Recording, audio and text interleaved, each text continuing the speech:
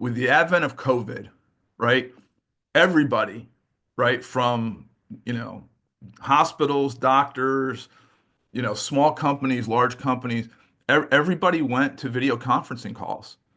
I mean, and so one of the easiest lifts out there is these, and they call themselves AI, and there's definitely a generative AI aspect to them.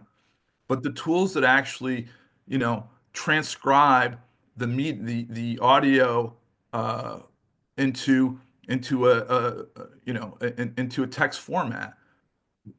If you're not using that, you're missing out. It's a huge time saver. And is it perfect? No. But does it save your team a lot of time from transcription? Absolutely. And the notes, to be honest, even if they're not perfect, they're better than the notes I ever got coming out of any meeting I've ever been in.